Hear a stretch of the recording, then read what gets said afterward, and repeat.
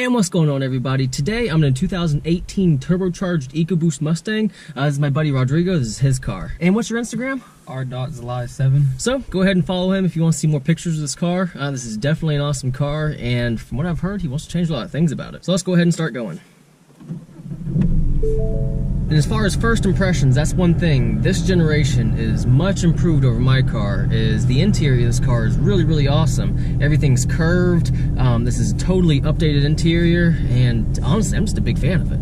Now, just some general information about this car. Obviously, this does have the EcoBoost engine, so it's a turbocharged 4-cylinder, but this car is equipped with the all-new 10-speed automatic transmission, which, as I'm driving this car, it's honestly a really cool transmission. The shifts are on point, and it goes through the gears really quick as well.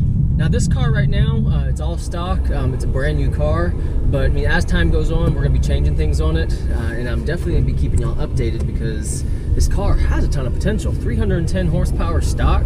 I've even seen some of these cars with a tune, intake, minor engine work, having over 400 horsepower, which is insane because my car came with 410 horsepower.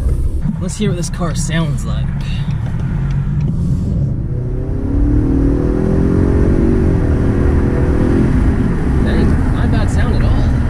That sound wasn't bad at all. It has a little bit of volume to it with a muffler swap. Man, you can actually make this car sound pretty mean. The steering on this car is actually really impressive. It's tighter than my car, and this isn't even in sport mode. This is just standard steering. Man, and all these gauges up here and everything, it's definitely updated from my car.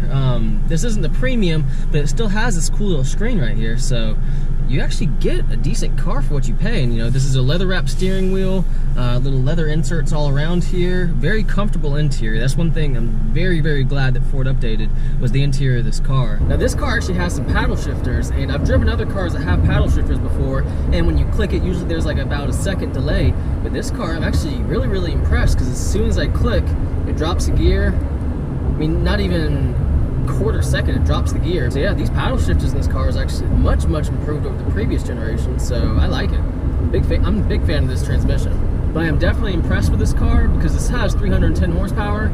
This is a 4-cylinder. This is actually the first 4-cylinder I've ever driven, and I'm actually very impressed with it. I know it has 310 horsepower, but I was kind of expecting it to be a little bit more laggy than this. And you know, as soon as you push the gas, I mean, the boost flies up and you start going. And that's one thing I was actually really surprised about, was the torque numbers. This car actually has 350 foot-pounds of torque, which that's far more than like a 2005, 2010 Mustang GT. Of course, more than the 2 valves, but this is a very impressive car. I am impressed that Ford was able to squeeze this much horsepower, this much foot-pound of torque out of this car, and still keep the price down. That's another thing that will attribute to a really comfortable ride in here, is this car still has the independent rear suspension, which I am definitely jealous of, because when you're going over bumps, going around corners and stuff, you can definitely feel a difference between this car and my car. Now, this car does have a sport mode. I just put it in it just now. Let's see how it actually performs with a sport mode versus just a normal drive.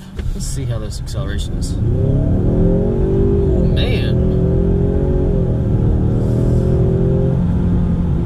I'm not even gonna lie, for a 4-cylinder, that's actually really good. That's actually a lot quicker than my 2005 V6 Mustang.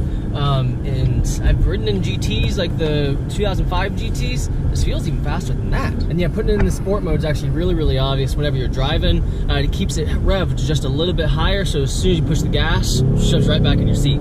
So I'm not even gonna lie, for a 4-cylinder, this is fast. I didn't expect it to feel like this, and yeah, this car has some horsepower, but on top of that, it has really good gas mileage too. Like, you get upwards of like 30 miles to the gallon. Highway, I think average is like 26 or 25, but still, you get good gas mileage, ton of horsepower, good looks, and the sound isn't bad, so this is a great value. And I could definitely feel like I could go across country with this. He has the cloth seats, they're very comfortable, it hugs around you. You can definitely feel how it, you know, keeps you firm in place whenever you're going around corners, you know, all sliding around, so that's definitely a positive thing as well. That's a very clean Corvette, dang. Gee, look at that. Oh, there you go. Man, you're getting all kinds of stuff in this car. Yeah. Let's do a quick braking right here just to see how good the braking is. That is impressive. There wasn't any kind of skid or anything. That was actually really good. Just quick stop, no skidding or anything. Didn't feel spongy or anything. So hey, braking's very good in this car as well. Let's just do a quick little 0 to 60 and see what it does.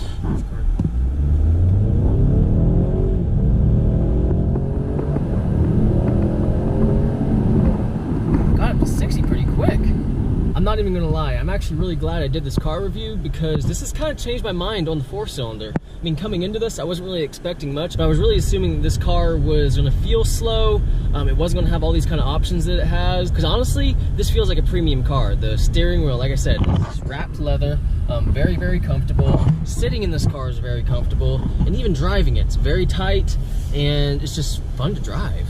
So overall, I'm actually really pleased with this car. This has a ton of potential, and like I already said, he definitely plans to mod it. There's a mod coming up actually pretty soon that I might do a video on when we actually do that, but this has a ton of potential, and I can't wait to see where this car goes. But guys, like I already said, if you like this car and you want to keep up with it, follow him. His Instagram is going to be down in the description below. But guys, if you did enjoy this video, please like it and please subscribe. And as always, have a great day. Instagram saw it first, but look at this, 1,000 horsepower, all right here.